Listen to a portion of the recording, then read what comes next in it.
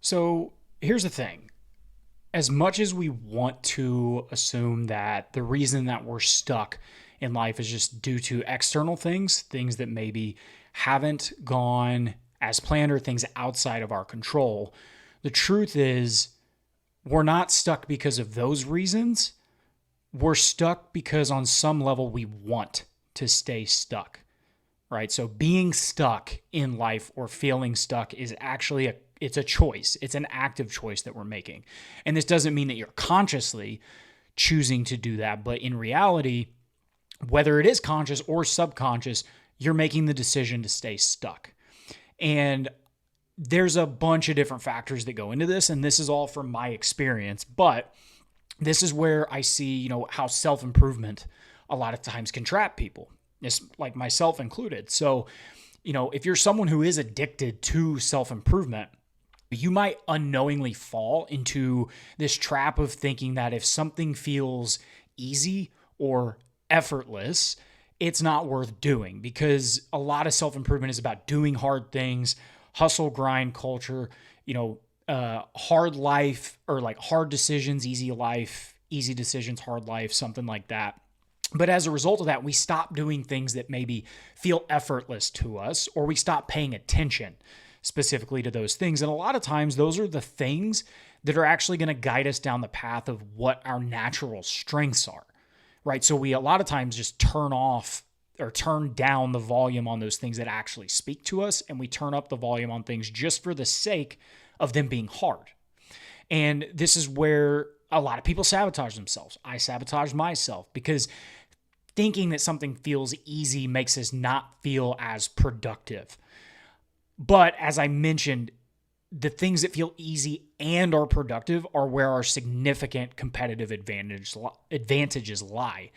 So for me, it's been what I've realized recently, taking on the head of operations role for, a $5+ million a year company, is, data analysis and optimizing systems just come naturally for me. And I actually look forward to doing it.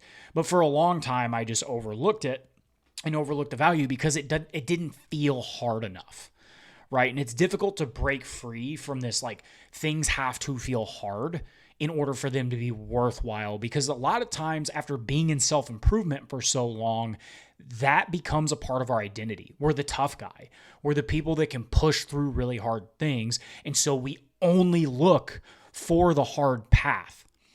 But reality check, success isn't tied to a certain level of difficulty. There's no law that says winning has to come from doing the hardest things possible. Just because something correlates does not mean that it is a cause of something. So correlation does not mean causation, right? Because difficulty only exists on a continuum.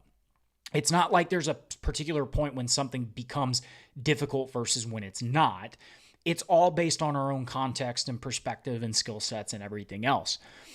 But how many times have you taken a step forward only to take a step back again after you get a few wins?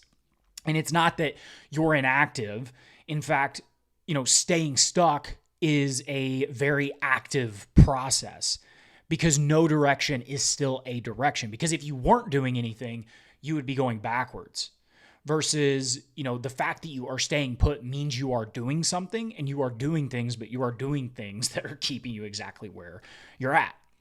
And so the key to actually getting forward motion into something is, how are you? So the key to getting unstuck and actually getting direction is motion, right? And specifically motion and emotion. So if you've spent any sort of time in kind of the spiritual or manifestation law of attraction side of YouTube, you'll commonly hear, emotion is energy in motion.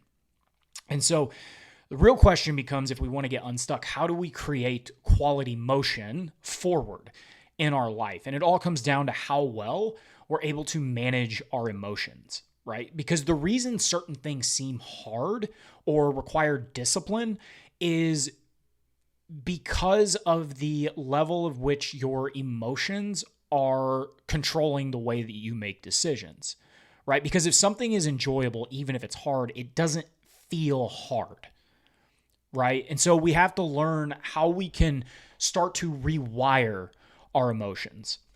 So to change, your circumstances and the things that you find yourself in, you're going to have to, essentially fix the emotional response to external events that you have in your life, or at least in relation to the things that you're trying to achieve. And this is really difficult because biologically, it's very expensive for the brain to rewire this circuitry because it's habitual and the brain wants to conserve as much energy as possible. This is just a way that we have adapted in our environment. This is how we have evolved up to this point. And so this is why real change in terms of who you are and your identity and the things that you are choosing to participate in is going to require a surplus of energy. And this is why taking care of your physical health is such an important aspect of your self-transformation. So get in shape. Make sure you're sleeping well. Make sure you're eating better, because the more energy your brain has, the easier it's going to be for you to be able to start to change some of these emotional responses and to change your hardwiring and how you respond to external events, and also how you look at challenges so that you can get out of this rut that you're in. So feeling good alone, however, isn't enough. And so if you've ever watched Naruto Shippuden, you know about pain. And his whole philosophy was to end all war. But the only way to actually end all war is to put everybody through a certain level of pain. This is why he says you have to know pain. So there is a certain level of pain that you will experience when you are shifting your identity in the way that you see the world. And so you need to look at it not in terms of physical pain, but you are essentially doing things that are out of character for you. But that is precisely where most people screw up, is because they start to do things that are a little bit out of character. Mind goes a little bit haywire. It'll say things like, who do you think you are to do something like this? Or you're not smart enough or disciplined enough to do this. And it starts attacking this new identity because this old version of you is wanting to pull you back. It's just the classic like angel and devil on your shoulders, right? The devil's wanting to keep you exactly where you are because it's comfortable. The angel's like, hey, there is a better life for you, but in the short term, it's going to suck a little bit, right? And so the pain of being a new version of you is going to hurt, but only in the short term. And I promise, literally after like 3 weeks, 2-3 weeks, it's so easy to maintain where you're at. And so how do you know if this is you, if you are subconsciously pulling yourself back? This is where you have to really be careful of how much daydreaming you're doing.